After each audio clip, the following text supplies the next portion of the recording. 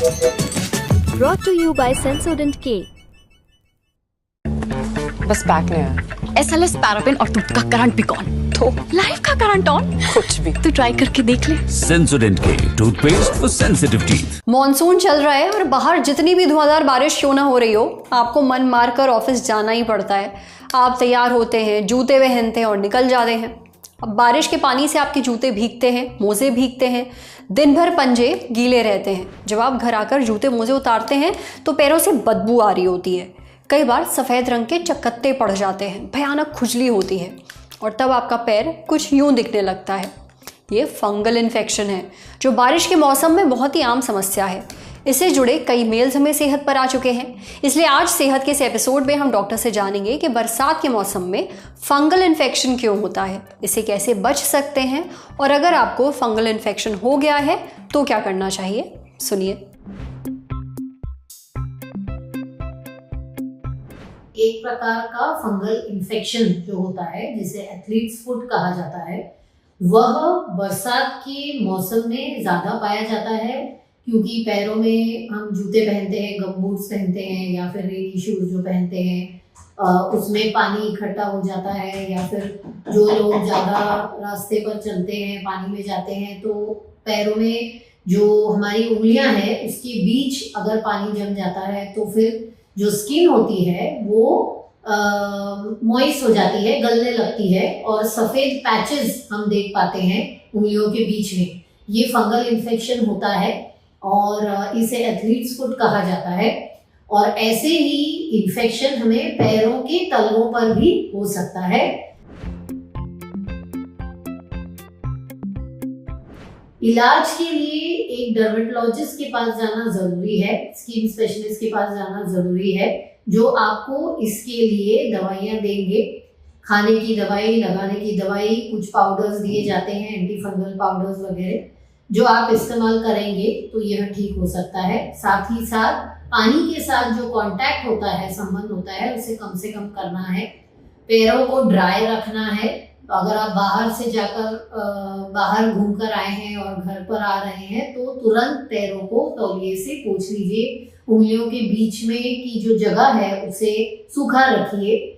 और जो लोग जूते पहनते हैं, मोजे पहनते हैं, जिन्हें पूरे दिन पैरों को बंद रखना पड़ता है, उन्हें सॉक्स के अंदर एंटी फंगल पाउडर जो आता है वह डालकर फिर सॉक्स पहनने चाहिए, मोजे पहनने चाहिए। देखिए, अगर आपने इस फंगल इन्फेक्शन पर ध्यान नहीं दिया, सही समय पर इलाज नहीं करवाया तो ये फैलेगा, नाखूनों तक जाएगा और यहाँ मामला बहुत सीरियस हो सकता है। इसलिए घर पर घरेलू इलाज के चक्कर में ना पड़ें, किसी अच्छे स्किन के डॉक्टर को दिखाएं। अब बढ़ते हैं सेहत के अगले सेगमेंट की तरफ, तन की बात। पीरियड्स में आपको भी बहुत ज़्यादा कमर दर्द होता है क्या? हमने डॉक्टर से बात की और पता किया ऐसा क्यों होता है। सुनिए।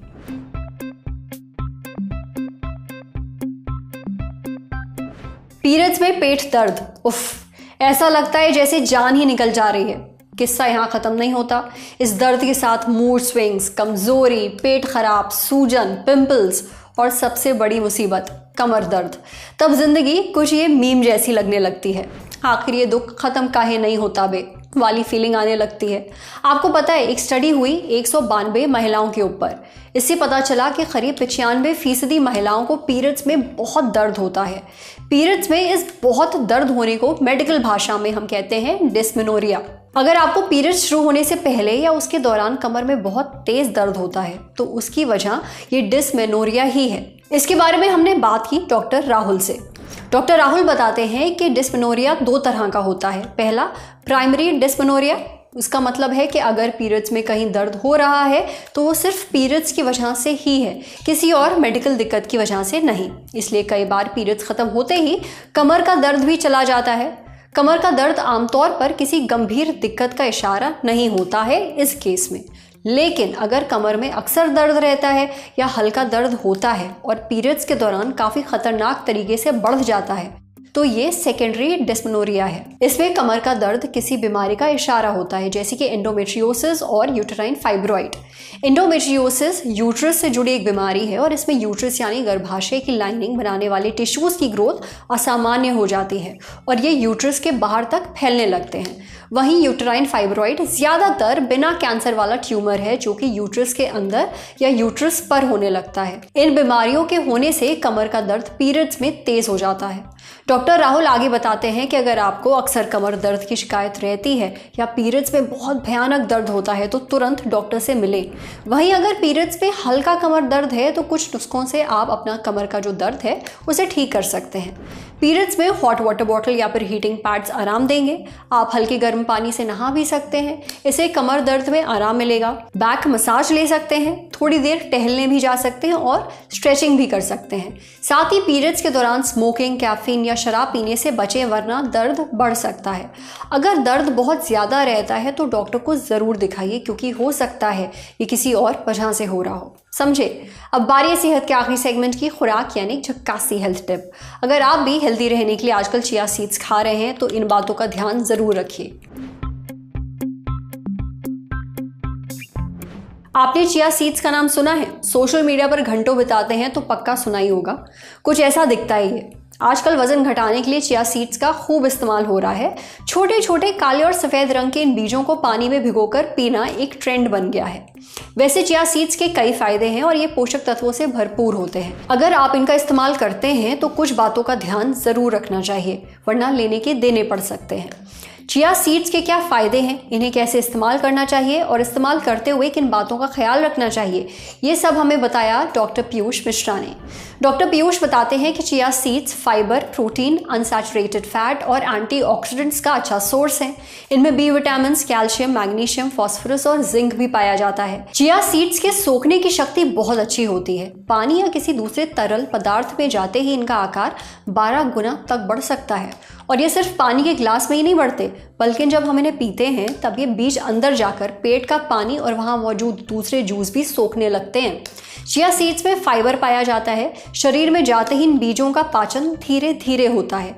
इससे भूख कंट्रोल में रहती है। हम ज़रूरत से ज़्यादा खाना नहीं खाते जिससे अल्टीमेटली वेट लॉस में मदद भी मिलती है। चिया सीड्स में क्लोरोजेनिक एसिड नाम का एंटीऑक्सीडेंट पाया जाता है जो हाई बीपी कम करने में मददगार है। इसमें कैफियक एसिड नाम का एंटीऑक्सीडेंट भी होता है जो शरीर की कोशिकाओं में आई सूजन को दूर करता है। साथ ही लंबे वक्त तक चलने वाली बीमारियां जैसे कि कैंसर और हार्ट डिजीजेस का रिस्क भी कम करता है। इसमें ओमेगा 3 फैटी एसिड पाया जाता है जिसे दिल के लिए अच्छा माना जाता है। चिया सीड्स में मैग्नीशियम और फास्फोरस भी होता है जो कि हड्डियों को मजबूत बनाता है। डॉक्टर पीयूष बताते हैं कि अगर आप पानी में भिगोकर चिया सीड्स ले रहे हैं तो अलग से खूब पानी पीजिए। देखिए, पेट में जाकर चिया सीड्स वहाँ मौजूद लिक्विड भी सोखने लगता है। इससे स्टूल जो है वो हार्ड हो सकता है और कब्ज की दिक्कत हो सकती है, इसलिए पानी पीना बहुत ज़रूरी है अच्छी मात्रा में। अब ध्यान देने वाली बात यह है कि सूखे चिया सीड्स खाने से बचें वरना आपका गला चोक हो सकता है। जब आप सूखे चिया सीड्स खाते हैं तो मुंह में जाते ही लार और थोड़े बहुत पानी को सोख कर फूल जाता है, चिपचिपा हो जाता है। फिर ये बीज आपके गले में फंस सकते हैं। इससे दम घुटने तक की नौबत आ सकती है। इसलिए कभी भी सूखे चिया सीड्स ना खाएं। आप इन्हें हमेशा पानी में डालकर ही पिएं। चिया सीड्स बीपी कम करने में मददगार हैं, इसलिए अगर आप हाइपरटेंशन की दवा खा रहे हैं तो इसके सेवन से बचें वरना आपका ब्लड प्रेशर गंभीर रूप से गिर सकता है। यानी चिया सीड्स के फायदे हैं लेकिन सावधानी बरतनी बहुत ज़रूरी है। अब बात आती है कि चिया सीड्स को ले कैसे। इसके लिए 1 चम्मच चिया सीड्स को 1 गिलास पानी में डालें, थोड़ी देर चलाएं, फिर 2 से 4 मिनट के लिए इसे ऐसे ही छोड़ दें और फिर पानी पी जाएं। अगर आप चिया सीड्स को लंबे वक्त के लिए भिगोकर छोड़ देंगे तो ये पूरी तरह से जेल में बदल जाएगा। आखिरी बात, चिया सीड्स को आप पूरे दिन में कभी भी ले सकते हैं। आज सेहत पर इतना ही। अगर आप एक डॉक्टर हैं, हमसे कुछ शेयर करना चाहते हैं तो जो ईमेल आईडी इस वक्त आपको अपनी स्क्रीन पर दिख रही है उस पर हमें एक मेल भेज दीजिए। शुक्रिया।